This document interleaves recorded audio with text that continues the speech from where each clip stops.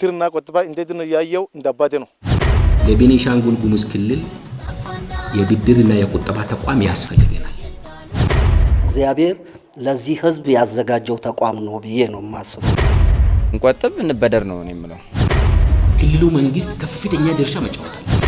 ያ ጊዜ የነበረው ድህነት በጣም በፊገር እናስቀምጠው ነገር አለ። ተቋሙ የድሃዎች ባንክ ኦፍ ዘ ፑር ነው የሚባለው።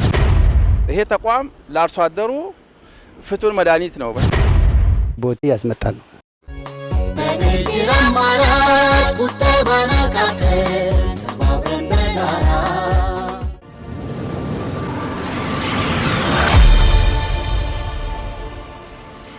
የክልሉን ህዝብ የኑሮ ደረጃ ለማሻሻል ድህነት ላይ ትኩረቱን አድርጎ የተነሳው የቤኒሻንጉል ጉሙዝ ብድርና ቁጠባ አክሲዮን ማህበር በአውሮፓውያኑ የዘመን አቆጣጠር ጥር 1 ቀን 2001 በአዋጅ ቁጥር 40/1996 መሰረት ከኢትዮጵያ ብሔራዊ ባንክ ፍቃድ በማግኘት ተመሰረተ። በወቅቱም 5 የአክሲዮን ባለቤቶችን በመያዝ በ300 ሺህ ብር ካፒታል ረጅሙን ጉዞ ጀመረ።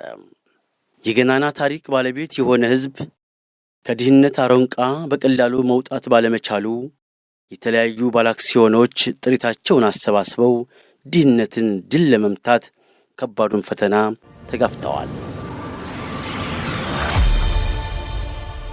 የ25 ዓመታት ዕድሜ ያስቆጠረው የቤኒሻንጉል ጉሙዝ ብድርና ቁጠባ አክሲዮን ማህበር በተለይ በገጠር የሚገኘውን አርሶ አደርና ድህነት የተጫነውን የማህበረሰብ ክፍል የመንቀሳቀሻ ገንዘብ አግኝቶ ሰርቶ እንዲለወጥ በዚያ ዙሪያው ጨለማ በነበረበት በባዶ እግሩ ሲነሳ ያጋጠመው የነበረው ህመምና ይዞት የተነሳው ራዕይ የዋዛ አልነበረም። ከተሜው ይሉት ገጠሩ ገንዘብ በሚልበት የዛሬ 25 ዓመታትን ውስብስብ የድህነት ጣጣ በተቋም ውስጥ የነበሩ መስራች አመራርና ትጉ ባለሙያዎች ፈተናውንም ስኬቱንም በውል ያውቁታል። ይሄ ተቋም ሲመሰረት በአራት ልማት ድርጅቶች ነው ያንዳንዱ ድርሻ ተቀምጦለት ያ ድርሻ አስገብተው ነበር የተመሰረተው ማለት ነው። ሲመሰረትም ያው እነዚህ ድርጅቶች ያዋጡት ብር ትንሽ ስለነበረ በክልሉ ነበር የሚደገፈው። መጀመሪያ ገና ሲቋቋም ሳር ቤቶች አካባቢ እዛ ላይ ነው ስንሰራ የነበር ነው ማለት ነው። ከዛ ቤቱ ይፈለጋል ሲባል ወደ ስራና ከተማ ልማት ገባን። ስራና ከተማ ልማት 4-5 ክላሶች ሰጥቶን ስንሰራበት ነበር። ከዛ እዛም ደግሞ ሰራተኛ እየተስፋፋ መጣና የኛ ስራም ስፋት እያገኘ ሲመጣ ልቀቁ ተባልን። ከዛ ደግሞ ከስራና ከተማ ልማት ለቀን ከፍርድ ቤቱ ፊት ለፊት ከጠቅላይ ፍርድ ቤት ፊት ለፊት የሆነ ገስታውስ አለ፣ እዛ ግቡ ተባል። እዛ ገባን። ስንሰራ ቺፕስ የመጨረሻ ሊወጣ ስል አሁን ይሄ መስሪያ ቤት እንድትገቡ ተባል። እዚህ መተን ከገባን በኋላ ይሄ ቤት በጣም ትንሽ ነው እኛ ስንገባበት።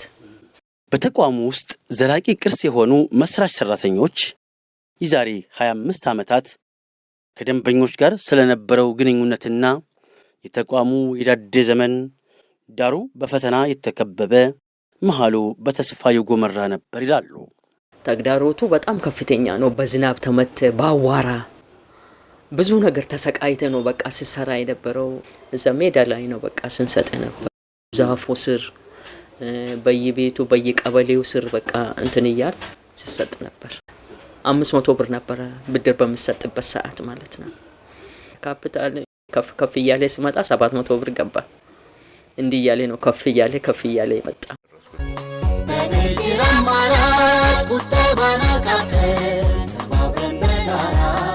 ሲመሰረት እኔ ባልኖርም በሰዓቱ የመሰረቱ ሰዎች በጣም ብዙ አዲስ ተቋም መገንባት ማቋቋም ብዙ ጥረት ይፈልጋል፣ ብዙ አቅም ይጠይቃል ማለት ነውና በጣም በጥቂት ሰዎች እንደም ከ3-4 በማይበልጡ ወረዳዎች ላይ ነው የተጀመረው ማለት ነው። ያም ሲጀመር ቺስፕ የሚባል ድርጅት ነው በሰዓቱ ጀምሮት የነበረው ማለት ነው። ከዛ በኋላ ነው እንደገና አደረጃጀቱ መዋቅር ተሰርቶ የክልሉ መንግስት 40% ያለበት 4 የልማት ድርጅቶች ደግሞ 15% ይዘው እኔ የተመሰረተውና ሲመሰረት እንግዲህ አዲስ አሰራር ነው የምታመጣው። የፋይናንስ አክሲዮን ማህበሩ በክልሉ ያለውን ስራ አጥነት ለመቅረፍና ተንሰራፍቶ የነበረውን ድህነት ለመቀነስ ዓላማ ሰንቆ የተነሳ በመሆኑ በርካታ ስራ አጥ ወጣቶች በተፈጠረላቸው የብድር አገልግሎት ትርጉም ያለው ኑሮ እንዲኖሩ የድል በር ተከፍቶላቸዋል። ያ ጊዜ የነበረው ድህነት በጣም በፊገር የምናስቀምጠው ነገር አለ። ያ ጊዜ ደሃ ነው ብለን እኛ የምናስበው የሚሸጠው እንኳን ዶሮ ለሕክምና ሽጦ መታከም የሚችል ሰው ደሃ አንለውም ነበር። ፍጹም የሌለው ምንም ነገር የሌለው የመጣ በነጻ ሕክምና እየተጻፈ እንደዛ ሌሎችም አገልግሎት እንዲያገኝ ይደረግ ነበር። ይሄ ተቋም ያነዛ አይነት ችግሮችን ለመቅረፍ ነው። ትናንሽ ብድር እየሰጠ ሰው ኑሮ ህይወቱን እንዲያሻሽል ነበር የተሰራው።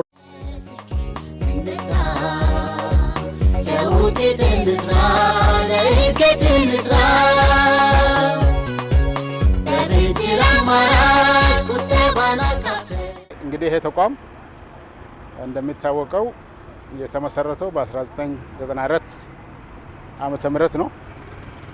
በወቅቱ ይሄን ተቋም የመሰረቱት የአምስቱ ነባር ብሔረሰቦች የልማት ማህበር አማካኝነት የተመሰረተ ተቋም ነው። ከነዚህ ልማት ማህበሮች መካከል አንደኛው በወቅቱ የቤኒሻንጉል መልሶ ማቋቋም ልማት ማህበር የሚል ነበረ። ሁለተኛው የትኩረት ለጉሙዝ ልማት ማህበር ነው። ሶስተኛው የማውና ኮሞ ልማት ማህበር፣ አራተኛው ደግሞ የቦሮ ሸናሻ ልማት ማህበር አማካይነት እና በአምስተኝነት ደግሞ በክልሉ መስተዳድር መዋጮ የተመሰረተ ተቋም ነው ማለት ነው።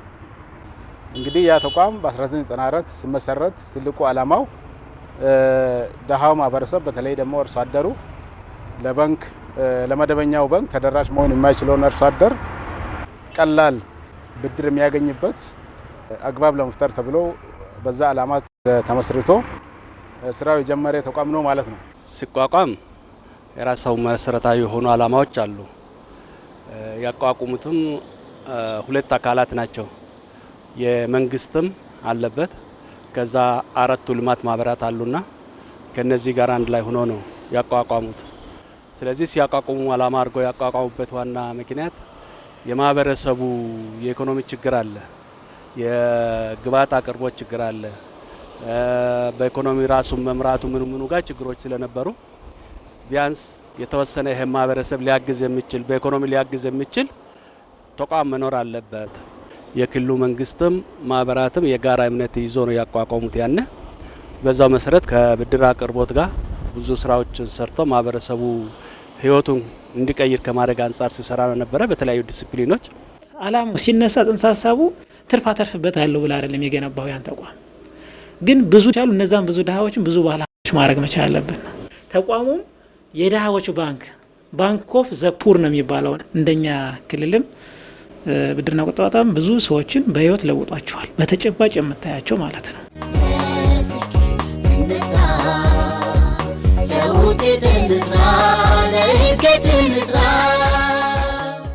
አንዳንድ ሰዎች ደግሞ እርዳታ እየመሰላቸው ያችን 500 ብሯን ራሱ ይዞ የሚጠፉበት ጊዜ ነበር። እርዳታ ይመስላችኋል። ለምን? ቺፕስ ነው ስሙ። ቺፕስ ስለነበረ ይዞ ይጠፉ ነበር። አሁን እስካሁን ድረስ እንዳውም ብዙ ያልተከፈሉ ብሮች ነበሩ። አሁን የኛ ሰው ባህል አለ፣ ብድር የወሰደ የስራ ባህሉ ገንዘቡ አጠቃቀሙም በጣም ሎው ስለነበረ የሚያጠፋው አለ። እዚሁ ከተማ ላይ ሆኖ ወይም ጠጥተውበት ወደ ቤቱ የሚገባ ነበር። ስለዚህ ተመልሶ የመክፈል ችግር ነበር። የኛ ማህበረሰብ የለመደው እቁብ ነው፣ እድር ነው። ያ ደግሞ አገልግሎት የምታገኘው ከእቁብ ከገቡ ሰዎች ወይም እድር ካሉ ሰዎች ነው ልታገኘው የምችለው ማለት ነው። ይሄ ብድርና ቁጠባ ደግሞ ሲመሰረት በሰዓቱ ሲጀመር ወደ 12.5% ነው የጀመረው ማለት ተቋም ወለድ ማለት ነው። 100 ብር ይሰጣል። በአመቱ መጨረሻ 12 ወር ተጠቀመ 12 ብር ከ50 ነው የምትከፍለው የነበረው ማለት ነውና ከፍተኛ የሆነ ልዩነት ነው የነበረው ማለት ነው። ቁጠባ አምኖ ሰው አይቆጥብ። ኢቭን ባንክን እንኳን አምኖ አይቆጥብ። በሰዓቱ በዛ ዘመን ከዛሬ 25 አመት እኔ ባንክ ከሚቆጥብ ይልቅ ቤቱ ቋጥሮ ወይም በዘመድ ባደራ ቢያስቀምጥ ነው ህብረተሰቡ የሚማርጠው ማለት ነው። ወይ አበዳሪ ወይ ተበዳሪ ይሞታል የሚል ባህላዊ አመለካከት ነበር። ለተቋም ትልቅ ፈተና የነበረው የተበደረ ሰው በገባው ቃል መሰረት ወይም በፈረመው ውል መሰረት ቀኗን ሳያሳልፍ አምጥቶ መክፈል ላይ ትልቅ ፈተና ነው የነበረው። ብድርና ቁጠባ ተቋማችን የዘውትር ዋስትናችን የእድገት ቤታችን ከአዳዲስ ስኬቶች ዘላቂ አጋራችን። ለተቋም ትልቅ ፈተና የነበረው የተበደረ ሰው በገባው ቃል መሰረት ወይም በፈረመው ውል መሰረት ቀኗን ሳያሳልፍ አምጥቶ መክፈል ላይ ትልቅ ፈተና ነው የነበረው። የቤኒሻንጉል ጉሙዝ ብድርና ቁጠባ አክሲዮን ማህበር ዛሬ አንድ ምዕራፍ ተሻግሯል። ከአስቸጋሪ የሥራ ቦታ ቀልብ ወደሚስብ አዳዲስ ቴክኖሎጂ የተገጠመለት የከተማው አድባር የሚያሰኝ G+4 አዲስ ህንፃ በስሙ ተክለዋል። ገና ስንጀምር እቺ ክላስ ነች የነበረችው የዛሬ 24 ዓመት ማለት ነው። 24 ዓመት በምንከፍልበት ሰዓት ምዝገባ ምናምን በምናካሄድበት ሰዓት የመጀመሪያው አሻራችን እቺ ክላስ ነች። ከዛ በኋላ ነው ይሄ የተሰራ። በጭንቅ ጊዜ የተወለደው የቤኒሻንጉል ጉሙዝ ብድርና ቁጠባ አክሲዮን ማህበር ከዳዴና ከድክ ጉዞ ወጥቶ በለጋ ጉልበቱ እያዘገመ በተቋሙ ውስጥ የሂሳብ አያያዝ ስርዓቱን ከደብተር ወደ ዲጂታል አሸጋግሯል። የተቋሙን አጠቃላይ የመረጃ ሀብትም በኮምፒውተር ሲስተም ውስጥ በማስገባት በተቋሙና በደንበኞች መካከል ከጥርጣሬ የጸዳ መልካም ግንኙነት እንዲኖር አድርጓል። በየዛፉ ስር በየሜዳውና በየጥጋጥጉ ጥቂት ተበዳሪ ደንበኞች የነበሩት ባለራዕይ ተቋም ከ979.13 ሚሊዮን በላይ ገንዘብ በደንበኞች እጅ እንዲሰራጭ አድርጓል።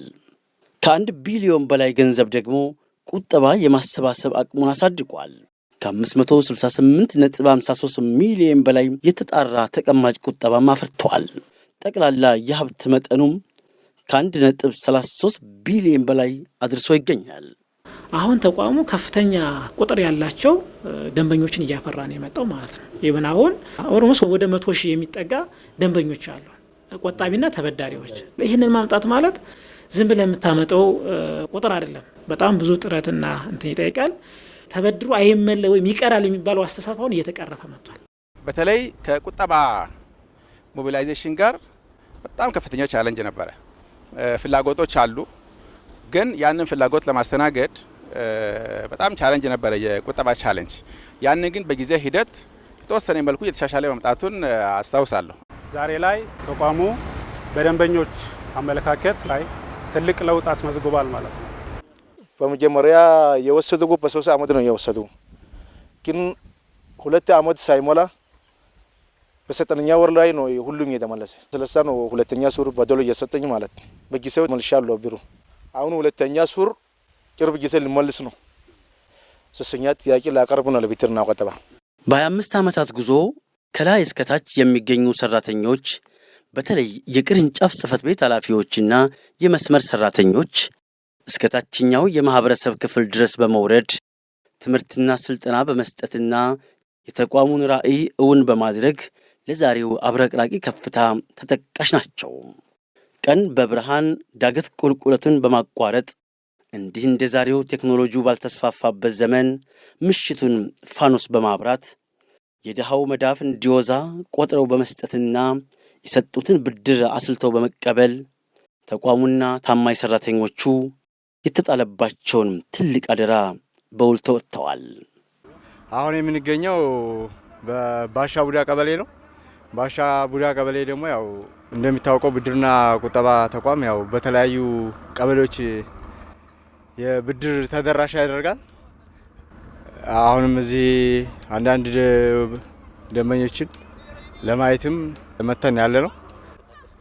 ያው ጉዟችን በብዙ ጊዜ ያው በሳይክልም ነው የምንንቀሳቀሰው። ያው እንግዲህ ደንበኞችን በየጊዜው እየመጣን እየዞርን እያየን የብድር አገልግሎት እንሰጣለን። በብድር አማራጭ ቁጠባን አካተን ተባብረን በጋራ የቤኒሻንጉል ጉሙዝ ብድርና ቁጠባ አክሲዮን ማህበር ድህነት ዳንኪራ በሚመታበት በዚያ በጨለማው ዘመን ውስጥ የበቀለ የእድገት የብልጽግና መገለጫ አዳጊ ተክል ነው። አዎ ይህ የድሆች ወኪል የዕድል በር መከፈቱን የሚያመላክት ወለል ብሎ የተከፈተ በር ነው። እንደ ተክሉ ስር የሰደዱ እንደ ተቋሙ ጠንክረው የወጡና የዕድል በር የተከፈተላቸው ደንበኞች ቤታቸውን ሰርተዋል፣ ኑሯቸውን አቃንተዋል፣ ስኬት በራቸው ላይ ቆመዋል። መጀመሪያ በፊት የሰራውን ስራ በጉልበት ነው የሰራው። በጉልበት ስንሰራ ምንም ውጤት ላይ የደረስን ነገር የለም። ተራርጠን ምንም ነገር አልተገኘም።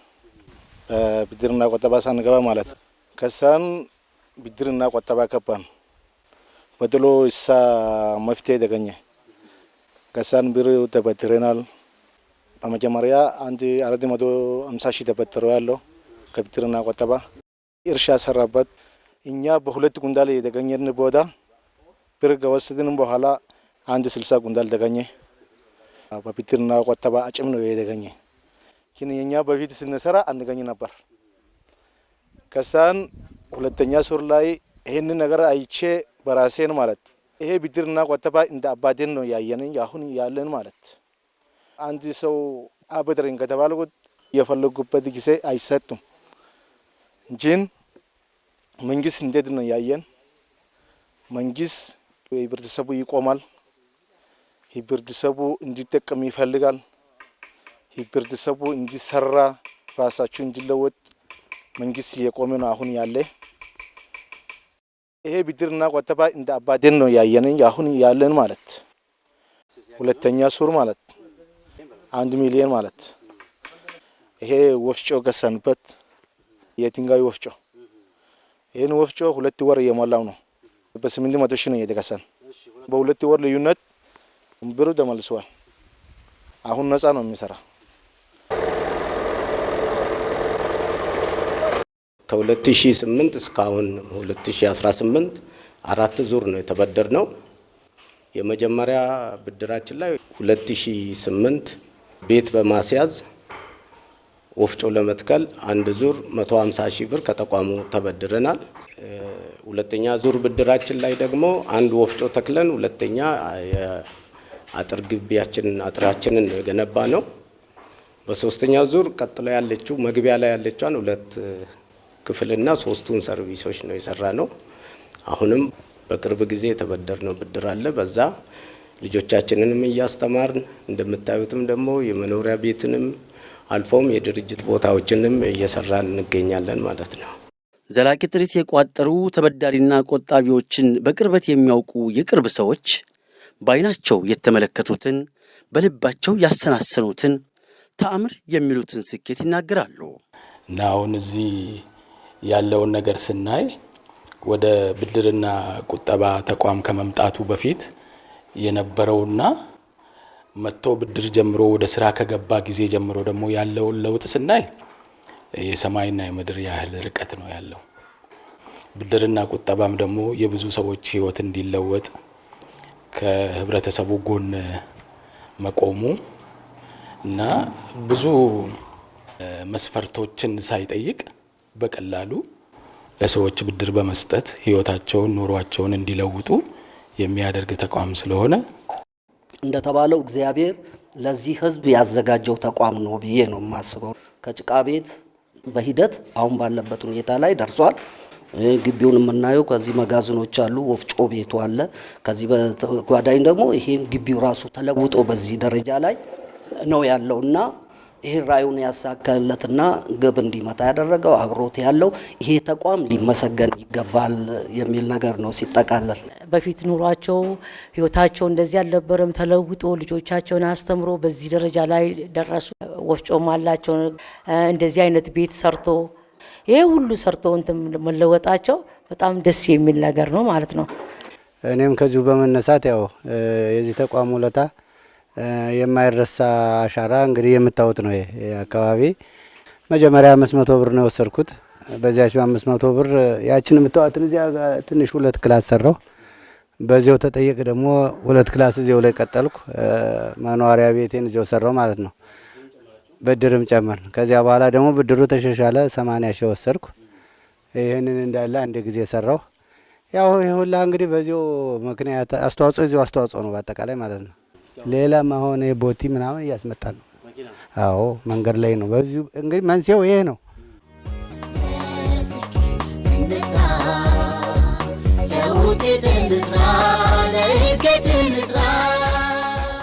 ይህ ሁሉ የምታያቸው እኮ ይሄንን የሚጠቀሙት እዚሁ ነው ማለት ነው። ህብረተሰቡም ከየትም ቦታ ሰፈር ልክ ለምሳሌ ከዚህ ከተማ ከየትም ቦታ መጥተው ይጠቀማሉ። እዚህ ሰፈርም ያለ ይጠቀማሉ። ሰራተኛ ደግሞ 3-2 አበጣሪዎች እንደዛ። የስራ ዘርፉ ሲታይ ትንሽ ይመስላል፣ ብዙ ሰው ያሳትፋል። ብዙ ወፍጮ ቤት የችን ስራ ማግኘታችን በጣም ደስ ይለናል። ያለችዋን የልጆቻችን ሳሙና፣ የዳቦ፣ የሻይ ምናምን እንትን እንሸፍናለን። ብዙ ጠቅሞናል። ለኛ ያው ያለችዋን እለት እለት ያው እንትን እያልን ነው። ይህ ባይኖርማ ያው እየዞርን የግንበኛ ረዳት ምናምን ሆነን እንሰራለን ይችላል። ለእለቷን እየመጣን እዘች የሳሙናችን ምናችንን እናገኛለን። ፀሐይ ወፍጮ ቤት አበጥራለሁ፣ አበጣሪ ነኝ።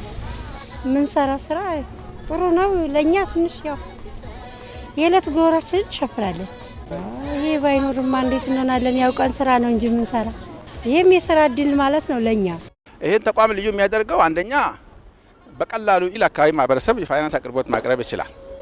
ወጣቶች ተደራጅተው አነስተኛ የሆነ ብድር ወስደው የራሳቸውን ስራን ማድረግ ይችላሉ። በአነስተኛ ወለድ እና በአጭር ጊዜ ውስጥ መስራት ይችላሉ። ሁለተኛ ይሄ ተቋም ለአርሶ አደሩ ፍቱን መድኃኒት ነው። በጣም ደራሽ ነው ለአርሶ አደሩ። የግብዓት አቅርቦት ላይ በጣም ትልቅ አስተዋጽኦ አበርክተዋል። በማይክሮ ፋይናንስ በኩል ብድር ወስዶ ግብዓቱ ይደርሳል። ምርቱ ከተመረተ በኋላ ደግሞ በዛ የሚከፍሉበት ሂደት ይሄ ከሌሎች ፋይናንስ ተቋማት አንጻር ቀላል ሊሆን የሚችል አይደለም። 2011 ነው መጨረሻው ላይ ስራው ጀመርን። በዛው ስራችን በ50 ብር ወደ 500 ብር ሄድን። በዛ እስከ 50 ሺህ ቆጠብን።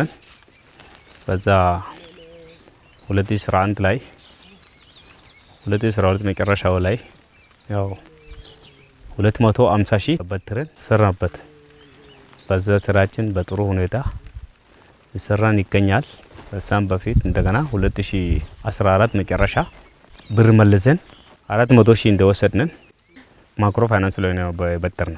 እኛ የሰራን ያው ማሽላ እና በቆሎ እና አጉሪ ያው የተለያየ ሰቢሎች እዙ ነው የሰራን። በዛ የሰራን ያለ ያው በዛ ነው ውጤታማ የሆነን። በ2002 ጥቅምት 19 ከአንድ የተላም ገዝቼ ነው። በ2002 ጥቅምት 19 ያመጣው ህዳር 1 2002 ወለደች። ያው ከዛ ጀምሬ ስራው እንቅስቃሴ ላይ ስራ ሲጀምር አባቴ 17000 ብር ያለው አካውንት ቡኩ እኔ ጋር ነበር። ያችን 1000 ብር ግን ስጠይ ብለው አልሰጥም ያለው። ያው ይሄ ምኑ ነው ከወቅቱ ከነበረው አንደኛ የገንዘብ ውድነት፣ ሁለተኛ ደግሞ ይሄ ስራ በጣም የሚፈራ እዚህ ክልል ደግሞ ከብት የሚሞትበት ስለነበረ በወሬ ደረጃ ይሄን ብሎ ይሄን ቻሌንጅ ተቋቁመን ነው እዚህ የደረስ ነው። እኔ በጣም ከመጠን በላይ ረፍቼበት የምኖር ስራ ብድርና ቁጠባ ባይኖር ማለት እነሱ ሰዎች በህይወት አልፎ ነበር ወይ እንዴት ሊሆን ነበር? እነሱ ግን አሁን እኛ 100% ቁመን እናሳክመዋለን። ብድርና ቁጠባ ባንገባ ያው ይሞታል። የምንወስድበት ብር የለም።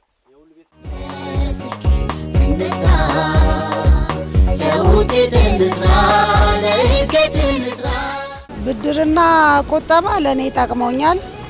ወስዳለሁ፣ ይሰራል፣ ይከፈላል።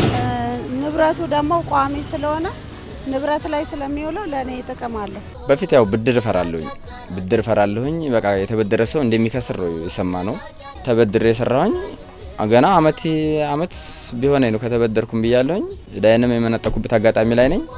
በአመት የራሱ የቤት ኪራይ 240 ሺህ ብር ነበር የምከፍለው የአመት። ያን ብድርም ከፍዬ ቤት ኪራይም ከፍዬ ችዬ 2 ክላስ የስራ ቦታ ገዝቻለሁኝ። ስኬት በስራ ነው ስኬታማ የምንሆነው።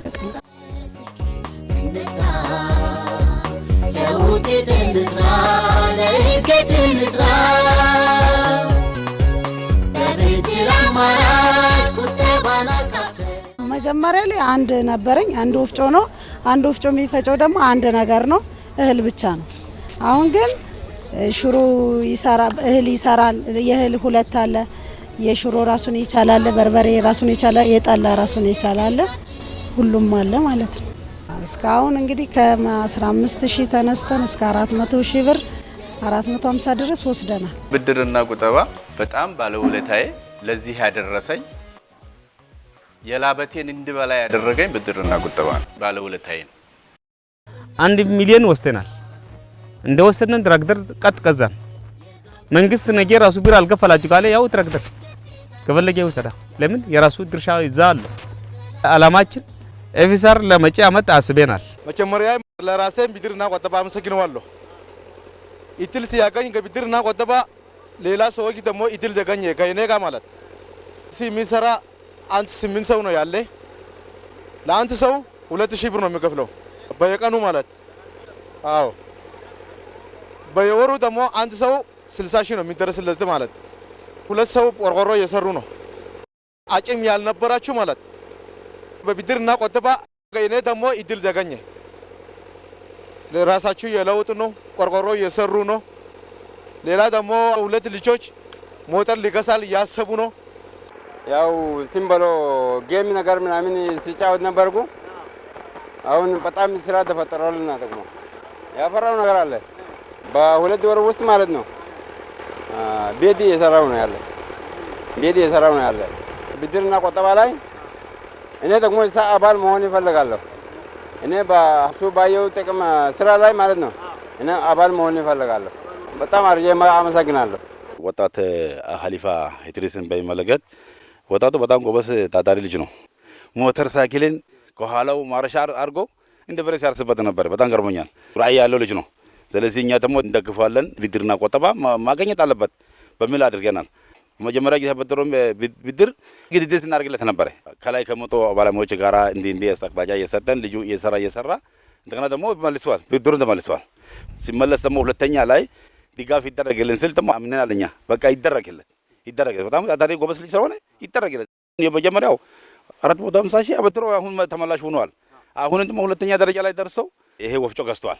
ሲገዙ ደግሞ ማማተም ተርሰን አይተና ባይናችን በእውነቱ ነው ይሄ በአሁን ጊዜ ያበደርጎ ብር በዚህ ደረጃ ደርሷል ወይ በሚል እስከዚህ ድረስ መጀመሪያ ሁለቴ መጥቻለሁ። እዚህ ላይ እሱ ለመራገጥ ማለት ነው። እዚህ ደርሼ አረጋግጬ አይቼዋለሁ በአይኔ። እውነቱ ነው ይሄ መንግስት ብር ነው። ባለፈው ያመጣችሁ ብር ይሄ ነው። አዎ እዚህ ነው ስራ እየሰራ ነው። አዎ በርቱ እንደዚህ ሆነ በጣም ድጋፍ እንሰጠዋለን ማለት ነው። ተቋሙን ደግሞ እንዲያድግልን በጣም ነው የምንፈልገው። እንደክፋለን። በቃ ልጆች በቀን ስራ ነው እያሳለፉ እየነበሩ በቀን ስራ 250 ብር ነው ቀን ስራ የሚሰሩ ማለት ግን አሁን 2000 ብር ስለሚገኙ ማለት ውጤት ላይ ነው ያለ ልጆች ማለት 1000 ለኑሮ ለማሰላለፍ 1000 ደግሞ ቁጠባ ያስገባል። በጣም ያመሰግኑኝ ነው ልጆች ማለት ያመሰግኑኝ ነው። እኔ ደግሞ ብድርና ቁጠባ ያመሰግኑ ነው። እኔ ደግሞ የራሴ ማለት አሁን እኔ በሞተር ላይ ነው የነበርኩ። አሁን አላማውን ወደ መንችና ለማክባት ነው የፈለገው።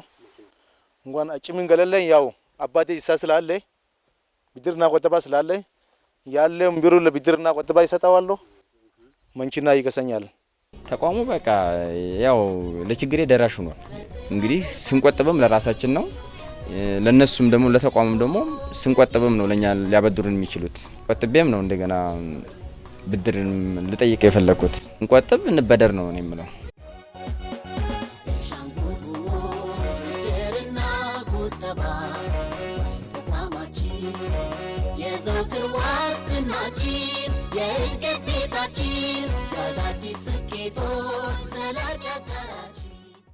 እንዲህ አይነት የኢኮኖሚ ተቋም የማህበረሰቡን ኢኮኖሚያዊ፣ ፖለቲካዊና ማህበራዊ መስተጋብሮችን በዙሪያው ይዞ ነው የሚያድገው። አክሲዮን ማህበሩ ከተቋቋመበት ጊዜ ጀምሮ ቀላል ግምት የማይሰጠው ለውጥ በክልሉ ላይ እየተስተዋለ ነው። አንዱ ከሌላው እየተማረ ኢኮኖሚያዊ አቅሙን እያጠናከረና መልካም ተሞክሮዎችን እየቀሰመ በተዘረጋው የለውጥ ሀድር ላይ ለአይን የማይተመኑ ህንፃዎች እንደ እህል በቅለዋል። ኢኮኖሚው ተነቃቅቷል። ህዝቡ እንቅስቃሴ ላይ ነው። ተስፋ ሰጪ ለውጦች ከከተማ እስከ ገጠር መታየት ጀምረዋል።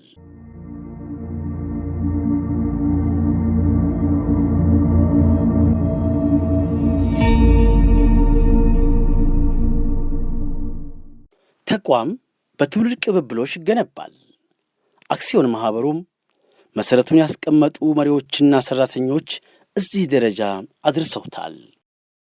አሁን ላይ ያሉ መሪዎችም የትውልድ ቅብብሎሹን በመረከብና ትልልቅ ሀሳቦችን መሬት ላይ በማውረድ የተቋሙን ህልም እንደሚያሳኩት ይታመናል። ለቤኒሻንጉል ጉሙዝ ክልል የብድርና የቁጠባ ተቋም ያስፈልገናል። ሁላችንም ማመን ያለብን አሁን በተለይ የማዕድኑም ኢንፑት አለ፣ የቀርቃሃው ኢንፑት አለ። ብዙ እድል መፍጠር እንችላለን፣ ስራ እድል መፍጠር እንችላለን። ብዙ ደግሞ ማምረት የምንችልበት እድል ነው ያለው። ይሄ ነው አይዲያ፣ ይሄ ነው ስራው የቀረብን ማለት ነው። ክልሉ መንግስት ከፍተኛ ድርሻ መጫወት አለበት። የክልሉ የተቋቋሙ ልማት ድርጅቶች እዚህ ላይ ምን መቆጠብ አለባቸው፣ ከዚህ ጋር መስራት አለባቸው የሚሉ ማንዳቶሪ የሆኑ ነገሮች በዛ ደረጃ መሄድ አለበት ብዬ አስባለሁ። ይሄ ለምንድን ነው የሚጠቅመው? ካፒታላችን ሞቢላይዝ አድርገን ባንክ መሰረት አለብን የሚለውን ሐሳብ እናስቀምጣለን ማለት ነው። በክልሉ ኢኮኖሚ ውስጥ ከፍተኛ አበርክቶ ያለው የቤኒሻንጉል ጉሙዝ ብድርና ቁጠባ አክሲዮን ማህበር በ25 ዓመታት ጉዞው ከተራ ኑሮ መሻሻል በዘለለ ከፍተኛ ቁጥር ያላቸው ተበዳሪዎች በሕይወታቸው ላይ ተጨባጭ ለውጥ በማምጣት ራዕያቸውን እንዲያሳኩ አድርጓል። ድህነትን ጸጋ ነው ብሎ መቀበል ኃጢአት ነው። ከሰራን ማይደረስበት ቦታ የለም። የሚሰራ አንድ 8 ሰው ነው ያለ። ለአንድ ሰው 2000 ብር ነው የሚከፍለው በየቀኑ ማለት። አዎ በየወሩ ደግሞ አንድ ሰው 60 ሺህ ነው የሚደረስለት ማለት።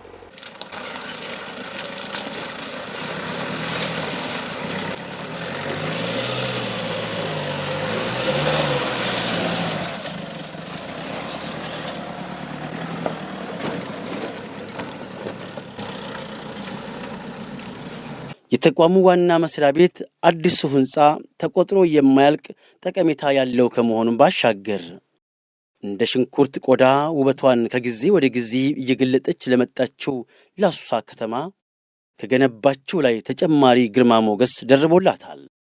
ይህም ተቋሙን እንደ አዲስ የወለደ የዘመናዊነትና የአስተዳደር ጥንካሬን ማሳያ ነው። ከዛ ጠባብ ቦታ ወጥቶ እንደዚህ ፊት ለፊት ሲወጣ ሰዎች ራሱ ድርጅቱን በስርዓት የሚያውቁት አሁን ይመስለኛል። የክልሉ ኢኮኖሚ ነው ያዙት። ይሄ ውጪ ላይ የምናየው ባጃጅ የምናያቸው መኪናዎች አብዛኛው የከተማው እንቅስቃሴ በሙሉ የብድርና ቁጠባ ገንዘብ ነው። ይህንን የሚያክል ነገር እየሰሩ በዛ ቤት ውስጥ መኖር ትኩረት እንዳይኖሩ አድርጎት ነበር። አሁን እንደዚህ ሲወጡ ራሳቸውም ስራ ላይ መሆናቸውን የሚያሳይ ነው። ተቋም ውስጥ አይታችሁ ከሆነ ንብረታቸው ራሱ አቀማመጡ፣ የሰዎቹ አቀማመጥ ለአመራርም ለአሰራርም ለግቢው ውበትም አሰቃቂ ነበር እና ይህንን አሁን ለውጦ ያን በመሰለ ህንፃ ከራሳቸውም አልፎ አሁን አከራይ ሆኖ ሲሰሩ በጣም ደስ የሚል ነው። ደግሞ የኛ ተቋም ስለሆነ ደስ ይለናል። እኛም ተገልጋዮች ስለነበርን ስንሄድ በጣም አስቸጋሪ ነው የነበረው። እዛ ውስጥ ያለው ሰራተኛ አንደኛ ምቹ ሁኔታ አልነበረውም። ተገልጋዩም ሲሄድ ከነበረው ሁኔታ አንፃር ምንም አይነት ምቾት የለም። ያን ሁሉ ቻሌንጅ አልፎ ግን ዛሬ በከተማችን ውስጥ ይህን ትልቅ ህንፃ ገንብቶ ለከተማውንም ድባብ የቀየረ በመሆኑ እኔ ተቋሙ እንኳን እግዚአብሔር ለዚህ ያበቃችሁ ነው የምለው። ያንን ትልቅ ህንፃ ገንብቶ በዛ ውስጥ ስራ ሲጀምር ሲያዩ ሊበደሩ የሚመጡም ለወደፊቱ ቤታቸውንም ንብረታቸውንም የሚያስይዙ በተስፋና በደስታ ነው ወደዚህ ተቋም የሚመጡ ማለት ነው። የዋና መስሪያ ቤት ህንፃ ግንባታ በዚህ ደረጃ ላይ እንግዲህ ልናስመርቅ ደርሰናል። ይሄም የመጣው ምንድነው ከውስጥ ከምንሰበስበው ገቢ እንጂ ከብድር ወይም ደግሞ ከሌላ እርዳታ የመጣ አይደለም። ትልቅ ስኬት ነው ማለት ነው።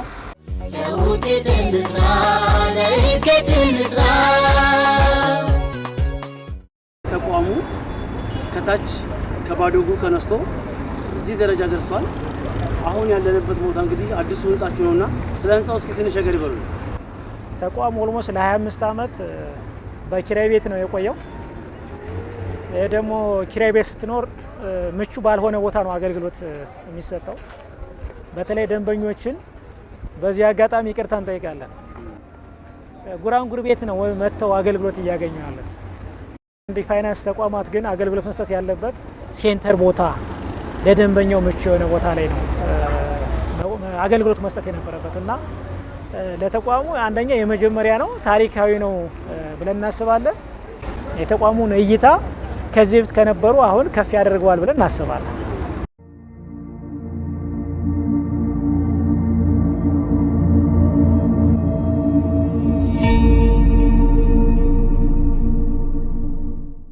ፕሮሞሽን መስራት አለበት። ህዝቡን ሞቢላይዝ ማድረግ አለበት። በቃ ወደ ቁጠባ እንዲገቡ። ሞቢላይዜሽኑ ደግሞ ብድርና ቁጠባ ተቋሙ አይደለም፣ ቀረቤት ካለው አስተዳደር ጋር በቅርበት መስራት አለበት። ከተማ ላይ ከከተማው ከንቲባ ጋር፣ ዞን ላይ ከሆነ ከዞኑ አስተዳደር ጋር፣ ወረዳ ላይም ዘሴም ከወረዳ አስተዳደር ጋር ካልሆነ ሊሆን አይችልም ማለት ነው። ስለዚህ ከነሱ ጋር የግድ በቃ ተቀናጅቶ ሞቢላይዝ ማድረግ አለበት ብዬ ነው የማስበውና ይሄ ለምንድን ነው የሚጠቅመን? ሴቪንግ ወደዚህ አሁን አብዛኛው የኛ ማህበረሰብ አሁን ወደ ባንክ ደፍሮ እየገቡ ነው።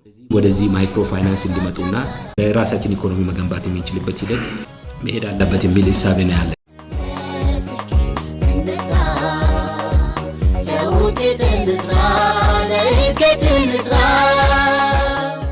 ተቋሙ የ5 ዓመት ስትራቴጂክ እቅድ ዲዛይን አድርጎ ወደ ስራ እየገባ ነው ያለው። በዚህ ስትራቴጂክ እቅድ ላይ የተቀመጠው በ2030 ላይ ተቋሙ ቁጠባ አሁን ካለበት ወደ 2.9 ቢሊዮን ማድረስ አለበት ማለት ነው በ2030።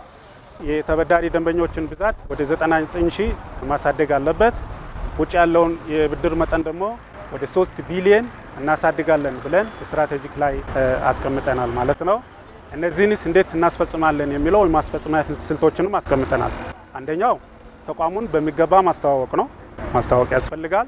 ደንበኞች ምርቶቻችንን አገልግሎታችንን አውቆ ወደኛ ተቋም መጥተው እንዲጠቀሙ ማድረግ ያስፈልጋል።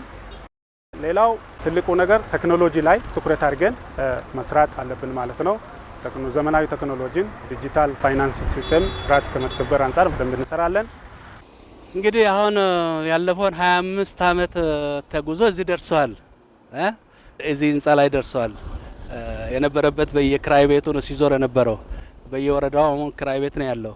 ቀጣይ ግን ከነዚህ ክራይ ቤቶች ቅርንጫፍ ጽሕፈት ቤቶችን እንዲወጡ ከማድረግ አንጻር ከመንግስት ጋር እየተነጋገረ ቦታዎች እየተረከበ ነው ያለው። ስለዚህ ከዚህ የተሻለ እድገት መታየት እንዳለበት አምናለሁ። በአጠቃላይ ተቋሙ እንግዲህ የክልሉ ሀብት ነው፣ ብቸኛ ክልሉ ሀብት ነው። ስለዚህ የክልሉ ብቸኛ ሀብት ከሆነ በክልሉ ውስጥ ያሉ ባለድርሻ አካላት የክልል መስተዳድርን ጨምሮ ሌሎች በዛ ትልቅ ሚና ያላቸው አካላት ያለነሱ ሚና ይሄ ተቋም የትም መድረስ አይችልም። ስለዚህ የባለድርሻ አካላት ሚና በጣም ወሳኝ ነው። የማህበረሰቡ ድጋፍም በጣም ወሳኝ ነው። በቁጠባ ላይ የምንሰራው ስራ ቁጠባ ባህል ከማሳደግም ብዙ ስራ ስለሚጠበቅ ዋናው ጉዳይ የባለድርሻ አካላት ሚና በጣም ወሳኝ ስለሆነ እሱ ላይ በሚቀሩ ጊዜያት ተቋሙ ያለመውን ለማሳካት ባለድርሻ አካላት ሚና እጅግ ወሳኝ ስለሆነ ሚናቸው እንዲወጡ እሱን ጥሪ ማስተላለፍ ፈልጋለሁ።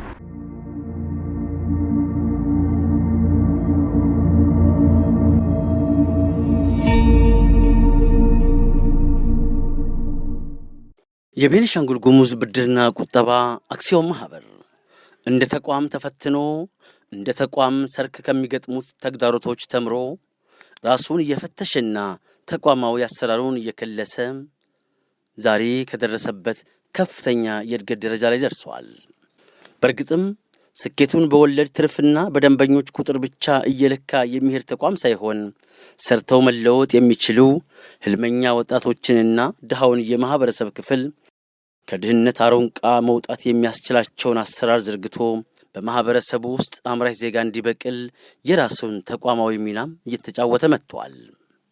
ተቋሙ በ25 ዓመታት ውስጥ ተጨባጭ ስኬቶች የማስመዝገቡን ያህል ራሱን ወደ ባንክ በማሳደግ ተወዳዳሪ የፋይናንስ ተቋም ሆኖ እንዲዘልቅ ትልቅ የቤት ሥራ ወደፊት ይጠብቀዋል።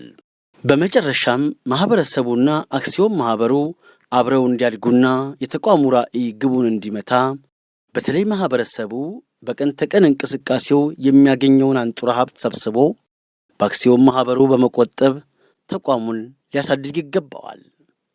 ዲጂታላይዜሽንና ዘመናዊ አሰራሩን መሬት ላይ በማውረድ የተደራሽነት አድማሱን እያሰፋ በክልሉ ኢኮኖሚ ውስጥ የማይተካ ሚናውን በመወጣት ለመላው የክልሉ ማህበረሰብ ጭምር የኑሮ ማጣፈጫ ጠንካራ የኢኮኖሚ ተቋም ሆኖ እንደሚዘልቅ እምነታችን የጸና ነው። ተራማጅ ተቋም ወደፊት በሚመለከቱና በማያቋርጥ እድገት ውስጥ ራሳቸውን በሚያሰልፉ በባለ ራዕዮች ተወካይ ነው። የቤኒሻንጉል ጉሙዝ ብድርና ቁጠባ አክሲዮን ማህበር ወደሚመጥነው ከፍታ መገስገሱን ይቀጥላል። ጤና ይስጥልኝ። ሁልጊዜ ይበደሩ፣ ዘወትር ይቆጥቡ፣ በወቅቱ ይክፈሉ።